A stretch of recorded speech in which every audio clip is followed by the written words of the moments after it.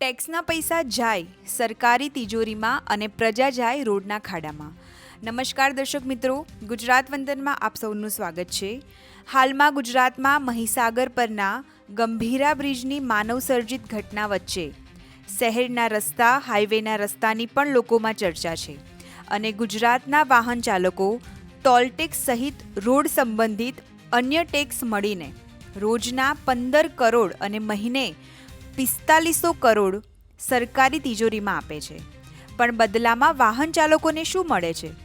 Road પરના ખાડા, ટેકરા અને કાદવ કીચડ.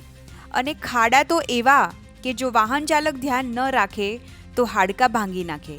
એવા રોડ પરથી વાહનો ચલાવવામાં ભારે મુશ્કેલીઓનો સામનો કરવો પડી રહ્યો છે. કહેવાય છે કે 1 કિલોમીટરનો રસ્તો કાપવામાં 1 કલાક લાગે છે.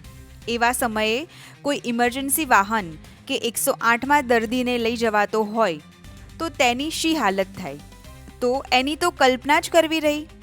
અને આ માત્ર એક ચોમાસા પૂરતું નથી. દર વર્ષે ચોમાસામાં અમુક વિસ્તારો અને અમુક રોડની એ જ સમસ્યા દર વખતે સરકારના ધ્યાન પર મુકાય છે અને કડક આદેશો અપાય છે. પણ એ કેટલા કડક હોય છે એ તો અમલ કરનાર વહીવટતંત્રને જ જાણે. પણ પ્રજામાં ચર્ચાતો સવાલ એ છે કે કરોડોનો ટેક્સ ભરવા છતાં જો દર વર્ષે આવી જ હાલત રહેશે તો ગુજરાત પ્રગતિશીલ રાજ્ય કઈ રીતે કહેવાશે? ધન્યવાદ. આભાર.